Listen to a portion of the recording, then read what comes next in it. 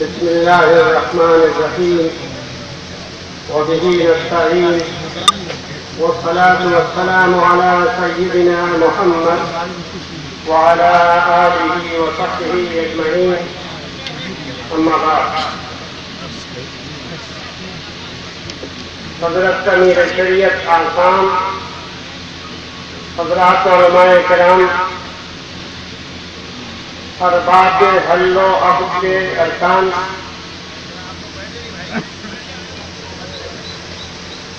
آپ حضرات نے مجھ پر جس اعتماد کا اظہار کیا ہے اس کے لیے میں آپ کا مشکور ہوں۔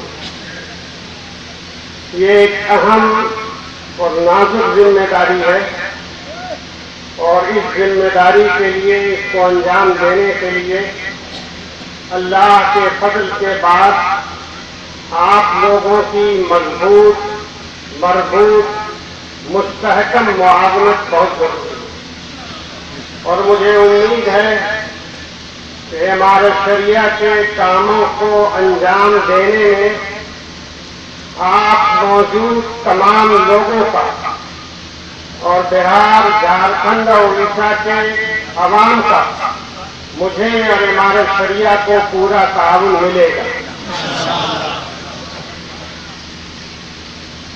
امیر کے چناؤ کے بعد شرعی لحاظ سے جو ذمہ داری آپ پر عائد ہوتی ہے وہ عہد اطاعت کی ہے۔ ہمارے آقا صلی اللہ علیہ وسلم نے کئی قسم کی بیعتیں کی۔ آپ نے ایمان لانے کی بیعت کی، آپ نے تقوی اور طہارت کی زندگی گزارنے کی بیعت کی، اسی طرح آپ نے کرو یا مرو صلح حدیبیہ کے موقع پر اس کا عہد لیا، اور آپ صلی اللہ علیہ وسلم نے اطاعت امیر کا بھی عہد لیا۔ حضرت عبادہ ابن صامت کی روایت ہے جو بخاری شریف میں موجود ہے، اور اس لحاظ سے وہ عمل ہمارے لیے اور آپ کے لیے سنت ثابتہ ہے کہ اطاعت کا عہد کیا جائے۔ اس لیے سب سے پہلے میری ذمہ داری ہے کہ میں آپ سے اطاعت کا عہد لوں اور آپ اطاعت کا عہد کریں۔ اس لیے جو الفاظ اطاعت کے لیے میں کہوں گا، میرے کہہ لینے کے بعد آپ انہیں دہرائیں گے۔ بسم اللہ الرحمن الرحیم۔ بسم اللہ الرحمن الرحیم۔ لا الہ الا اللہ، لا الہ الا اللہ، محمد رسول اللہ، محمد الرسول اللہ۔ ایمان لایا میں ایمان لایا میں اللہ پر، اللہ پر، اس کے رسولوں پر، اس کے رسولوں پر، اس کی کتابوں پر، اس کی کتابوں پر، اور آخرت کے دن پر اور آخرت کے دن پر میں عہد کرتا ہوں میں عہد کرتا ہوں کہ ہر مرحلے میں چاہے وہ تنگی اور سختی کا ہو، چاہے وہ تنگی یا سختی کا ہو، یا سہولت اور آرام کا ہو، یا سہولت اور آرام کا ہو، میں امیر کی اطاعت کروں گا، میں امیر کی اطاعت کروں گا، اور ہر مرحلے میں ہر کام کو انجام دینے میں امیر کی طاعت کروں گا، امیر کی طاعت کروں گا، اور جب تک امیر جائز اور حلال کام کو کرنے کا حکم دے، جائز اور حلال کام کو کرنے کا حکم دے، وہ حکم میرے لیے واجب العمل ہوگا، وہ حکم میرے لیے واجب العمل ہوگا، اور اگر नाजायज या हराम का हुक्म दे, नाजायज या हराम का हुक्म दे, तो मैं उसे अंजाम नहीं दूंगा। उसे अंजाम नहीं दूंगा। अल्लाह ताला हमें इस अहद पे कायम रखे। हमें इस अहद पे कायम रखे। आमीन। आमीन। अब चंद बातें आपसे अर्ज करनी है मुख्तसरन। इमारत शरिया जिसकी आप हजरात रीढ़ की हड्डी की हैसियत रखते हैं, इसका तारुफ कराना मकसद नहीं है। अल्लाह का शुक्र अदा करना है कि अल्लाह ताला ने हजरत मौलाना अबुल महासिन मोहम्मद सज्जाद साहब नव्वरल्लाहु मरकज़हू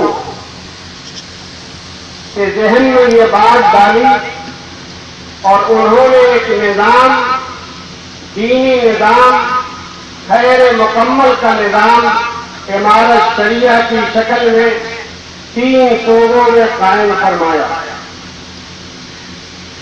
और ये अल्लाह का बड़ा फज़ल है कि इस लंबे अरसे में जबकि इमारत शरिया को कायम हुए कमोबेश 100 साल की मुद्दत हो रही है, एक ऐसा मिजाज बना है कि आप उसे महसूस करें या महसूस न करें, लेकिन आपने दुनिया की क़यादत की।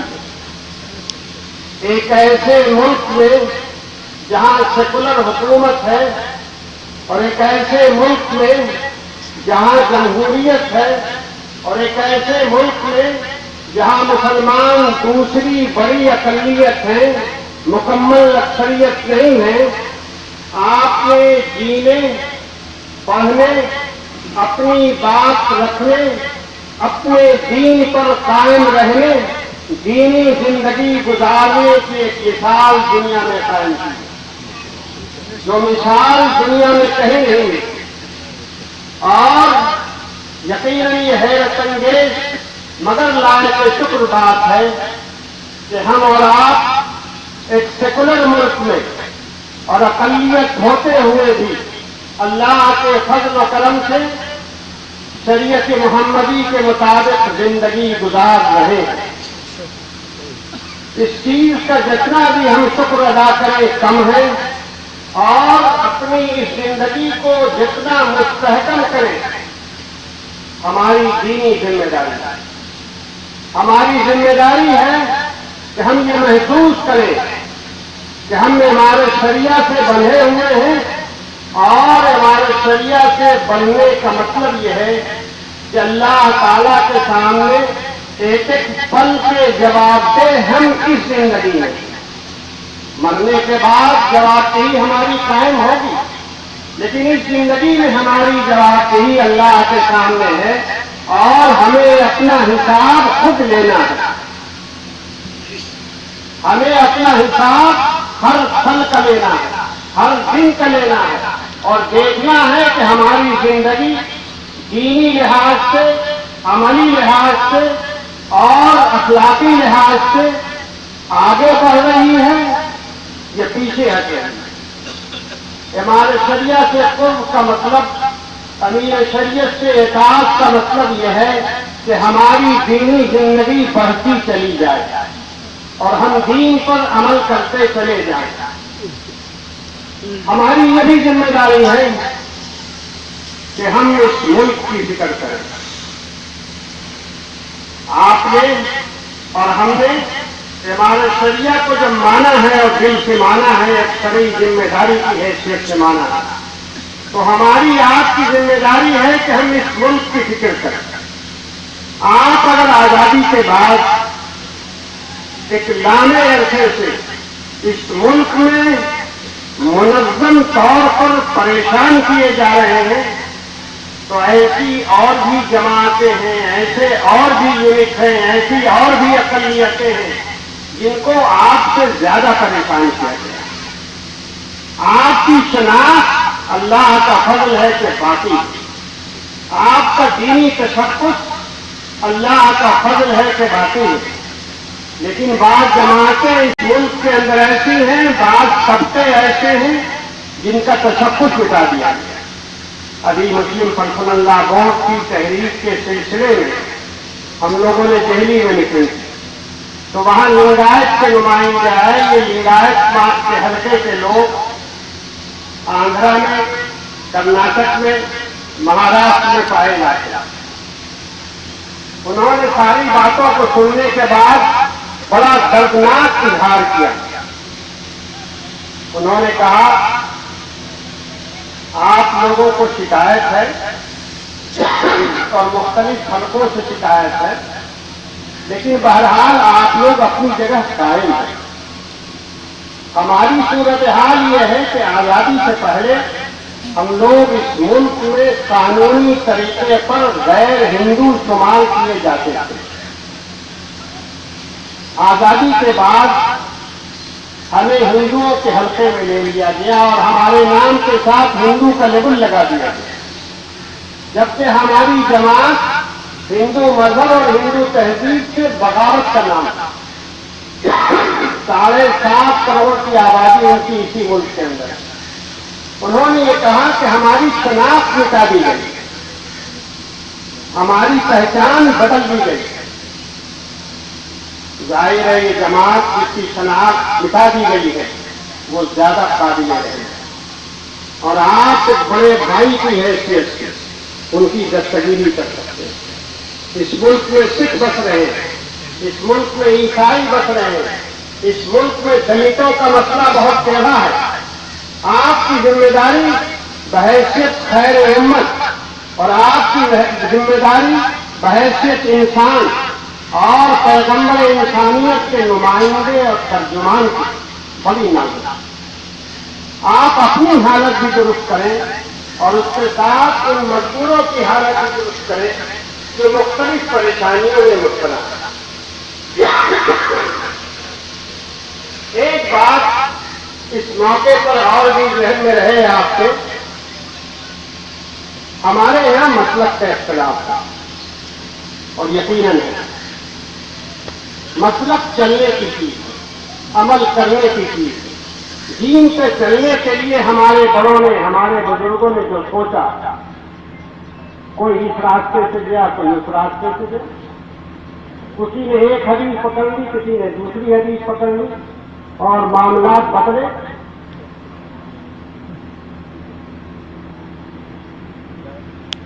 اور آہستہ آہستہ مسلک مدون ہو۔ یہ مسلک عمل کرنے کی چیز ہے، لانے کی چیز نہیں ہے۔ ہماری ذمہ داری ہے کہ ہم مسلکوں پر عمل کریں، جی جان سے عمل کریں، لیکن اس کو اختلاف کا ذریعہ نہ بنائیں۔ ہماری ذمہ داری ہے کہ ہم نہ مسلک کو اختلاف کا ذریعہ بنائیں، نہ ذات پات کو اختلاف کا ذریعہ بنائیں، نہ علاقے اور قبیلے کو اختلاف کا ذریعہ بنائیں۔ یہ ہماری بنیادی ذمہ داری ہے، اور آپ سبوں کو اور آپ کے ذریعے سے عوام کو میں یہ بات کہنا چاہتا ہوں کہ مسلک عمل کرنے کے لیے، مسلک اختلاف کے لیے نہیں ہے۔ یہ مسلک ہمارے اندر عمل کے جذبے کو ابھارے تو صحیح ہے، اور اگر اختلاف کے جذبے کو ابھارے تو غلط ہے۔ ایک بات اور بھی ذہن میں رکھیے، بڑی عام کی بات ہے مگر بڑی اہم بات۔ اپنی مدد آپ خود کر سکتے ہیں، کوئی دوسرا آپ کی مدد کو نہیں آئے۔ ہمارا مزاج بن گیا ہے، کوئی بات آئی حکومت یہ کرے، مکھیا جی یہ کرے، ایم ایل اے صاحب یہ کرے، سوال یہ ہے کہ اپنا حصہ کیوں نہیں سامنے آتا ہے؟ ہم اپنے آپ کو مثال کے طور پر کیوں نہیں پیش کرتے؟ ہم ادارے اپنے کیوں نہیں کھڑے کر سکتے؟ ہم اپنوں کی مدد کیوں نہیں کر سکتے؟ کر سکتے ہیں، اور اللہ تعالیٰ نے اس کی بڑی سزا دیا۔ اور جب آپ اپنی مدد آپ کرنے کے لیے کھڑے ہوئے تو یقین کیجیے، میں تو اپنی آنکھوں سے دیکھتا ہوں اللہ کی مدد آتی ہے اور آتی ہے، اللہ کی مدد آتی ہے اور آتی رہتی ہے۔ ہم لوگوں نے پٹنے میں ایک بہت چھوٹا سا ادارہ قائم کیا، رحمانی چھٹی۔ اور وہ ادارہ ملک کے اندر اپنے آپ میں ایک مثال بن گیا۔ ظاہر ہے اس میں کسی حکومت کا کوئی ہاتھ نہیں، نہ حکومت نے روکا اور نہ حکومت نے کچھ کرنے کو کہا، نہ حکومت نے کوئی ہمت افزائی کی، لیکن اللہ کے بندوں نے ایک کام شروع کیا، اللہ نے اس کو قبول کیا اور بہترین نتائج اس ملک کے اندر سامنے آئے اور لوگوں نے دیکھا کہ جس طبقے کے لیے اعلیٰ ترین امتحان کی کامیابی ناممکن سمجھی جاتی تھی، اس امتحان کے اندر مسلمان بچوں نے بہترین کارکردگی دکھائی اور ملک کے سامنے ایک مثال پیش کیا۔ یہ ایک چھوٹی سی مثال ہے۔ اگر ہم لوگ اپنی مدد آپ کرو کے اصول کے تحت فکر مند ہوں تو بہت سارے کام کیے جا سکتے ہیں، اور آپ کی ذمہ داری ہے کہ اپنے اپنے علاقوں کے اندر اس طرز پر اپنا کام کریں تاکہ ہم اور آپ مضبوطی کے ساتھ آگے بڑھیں اور اس ملک میں لینے والے نہ بنے، دینے والے بنے۔ ہماری ذمہ داری ہے کہ ہم اس ملک میں لینے والے نہ بنے، ہم دینے والے بنے۔ ایک مزاج ہم لوگوں کا ہے اور وہ مزاج یہ ہے عام طور پر تبصرے کرے گا، شخصیتوں پہ تبصرہ، اداروں پہ تبصرہ۔ تبصرے سے پہلے یہ دیکھنا چاہیے کہ ہم نے کیا کیا، اپنے لیے ہم نے کیا کیا ہے، ملت کے لیے ہم نے کیا کیا۔ اگر اس کو دیکھیں گے تو شاید یہ تبصرے کی دنیا کمزور پڑ جائے اور شاید ہماری تیز زبان ٹھنڈی ہو جائے۔ یاد رکھیے، شخصیتیں بہت مشکل سے بنتی ہیں اور بڑی آسانی سے پگھل جاتی ہیں۔ ادارے بڑی قربانیوں کے بعد کھڑے ہوتے ہیں اور تھوڑی سی مخالفت کے اندر تک کھل جایا کرتے ہیں۔ ہماری آپ کی ذمہ داری ہے کہ شخصیتوں کی بھی حفاظت کریں، اداروں کی بھی حفاظت کریں، یہ ذمہ داری ہے ہماری۔ اور اگر ہم اور آپ شخصیتوں کی حفاظت کریں گے، اداروں کی حفاظت کریں گے تو یقین مانیے ہم مضبوط ہیں۔ ہم اگر یہ سمجھتے ہیں کہ یہ مدرسہ، یہ اسکول، یہ کالج، یہ یونیورسٹی، اس سے ہمارا کیا تعلق ہے؟ غلط ذہن ہے۔ ہمارا تعلق ہے، اگر یہ ادارے ہمارے ہیں تو اس سے ہمارا تعلق ہے، اس لیے کہ ہماری اور آپ کی زندگی، ہمارے آپ کے مکانات، ہماری آپ کی زندگی کے لیے سرگرمی قوم کی شناخت نہیں ہے۔ قوم کی شناخت متعین، واضح، بلند شخصیتیں ہیں اور قوم کی شناخت واضح، بڑے متعین کام ہیں جو اداروں کی شکل میں کھڑے ہوئے۔ ہماری ذمہ داری ہے شخصیتوں کی بھی حفاظت کریں اور ہماری ذمہ داری ہے اداروں کی بھی حفاظت کریں۔ اور ایک رجحان ہے آج کل عام طور پر روپے کے خرچ کرنے کا، عام طور پر یہ رجحان ہے کہ جو ہم نے کمایا وہ ہمارے لیے، ہمارے بال بچوں کے لیے۔ جتنا نیک کام ہوگا سب زکات کے پیسے سے ہوگا۔ ارے زکات کا پیسہ تو مال کا میل ہے، میل دے کر آپ اچھے نتیجے کی امید نہیں کر سکتے۔ زکات تو آپ کو دینا ہے، آپ دیں گے۔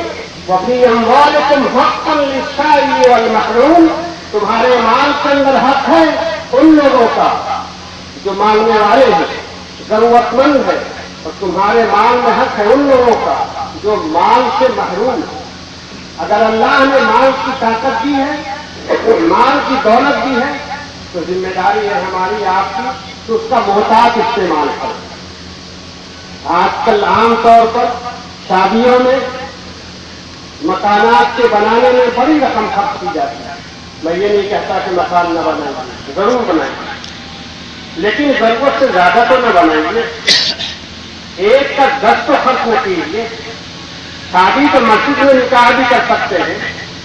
یہ جو آج کل رواج پڑ گیا ہے شادی میں غیر معمولی اخراجات کا، یہ انتہائی غلط رواج ہے۔ اپنے اخراجات کو کم کیجیے، اور دل میں اس بات کو جگہ دیجیے کہ آپ کے مال کے اندر ملت کی سربلندی کا مطلب ہونا چاہیے. آپ کا مکان اتنا بلند نہیں ہو، کوئی حرج کی بات نہیں، لیکن ملت کا مکان، ملت کی تعلیم، ملت کی سربلندی یہ بہت بڑی چیز ہے. ملت باقی رہے گی تو آپ اور آپ کے بال بچے محفوظ رہیں گے، اور اگر ملت باقی نہیں رہے گی تو آپ اور آپ کے بال بچوں کو کوئی پوچھنے والا نہیں. یہ چند ضروری باتیں ہیں جن کی طرف میں نے آپ کی توجہ دلائی. آخری بات جو مجھے کہنی ہے، اور وہ بھی میری ذمہ داری ہے اور کہنا چاہیے، بڑی تعریف کی گئی کہ بہار میں سیکولرزم کامیاب ہو گیا. بہت لوگوں نے کہا کہ بہار میں سیکولرزم کامیاب ہو گیا، اور پٹنے سے بھی آواز آئی، دلی سے بھی آواز آئی، اور ہر جگہ یہ کہا گیا کہ پورے ہندوستان کو بہار میں راہ دکھائی. میں سمجھتا ہوں سیکولرزم کا یہ سفر ابھی ادھورا، کامیاب نہیں ہوا. سیکولرزم تو اس وقت کامیاب ہوگا جب عدالتوں میں جج کی حیثیت، انتظامیہ کے اندر IAS اور IPS کی حیثیت، دفتروں میں ہمارے بچے کام کرتے رہے. سیکولرزم کے یہ طرفہ غور کبھی ہمیں خوش نہیں کر سکتا. ہم نے اپنی ذمہ داری انجام دے دی اور ہم کو جو کرنا تھا ہم نے کر دیا، لیکن اس سیکولرزم کا جو رسگلہ جو لوگ چاہ رہے ہیں اس کا کچھ حصہ ہمیں بھی ملنا چاہیے. یہ چند باتیں ہیں. اللہ تعالی ہمیں اور آپ کو خیر کی توفیق دے. ربنا آتنا فی الدنیا حسنة وفی الآخرة حسنة وقنا عذاب النار. ربنا لا تزغ قلوبنا بعد إذ هديتنا وهب لنا من لدنك رحمة إنك أنت الوهاب. سبحان ربك رب العزة عما يصفون وسلام على المرسلين والحمد لله رب العالمين.